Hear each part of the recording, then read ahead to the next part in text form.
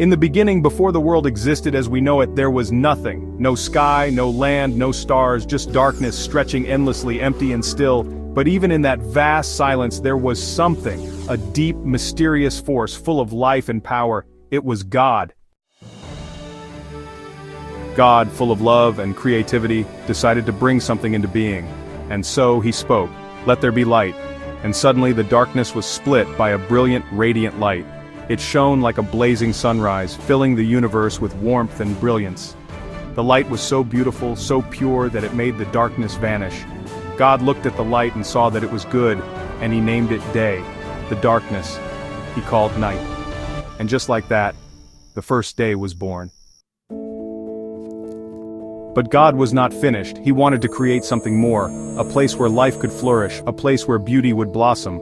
On the second day, God stretched out his hand and spoke again, "Let there be a sky." And from his words the sky appeared, vast, endless, a beautiful expanse above. It was filled with clouds, and it separated the waters below from the heavens above. God saw the sky was good, and he called it heaven.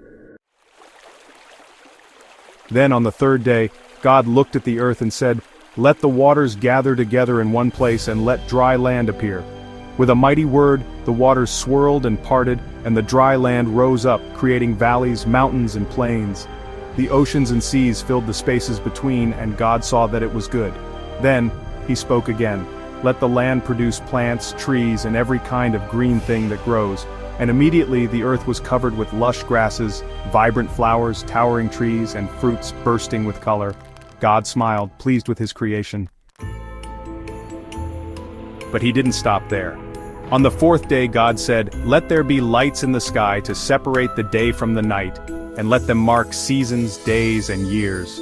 From his voice the sun, moon, and stars were born. The sun to shine brightly by day, the moon to glow softly by night, and the stars to twinkle like jewels in the sky.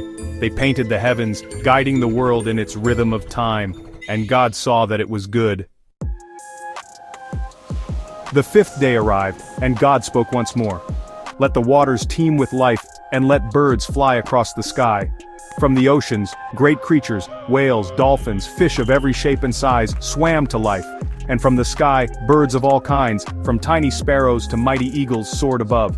The air and seas filled with movement and song. God was delighted, for it was good.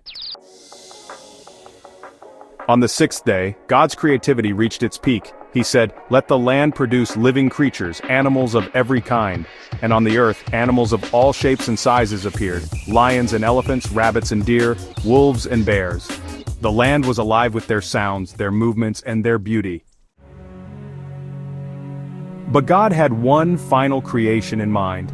He wanted to make something special, something that reflected his image. So, he said, "Let us make humans in our image, in our likeness, to rule over the fish of the sea, the birds of the sky, and all the creatures on the earth." And from the dust of the earth God formed a man, Adam.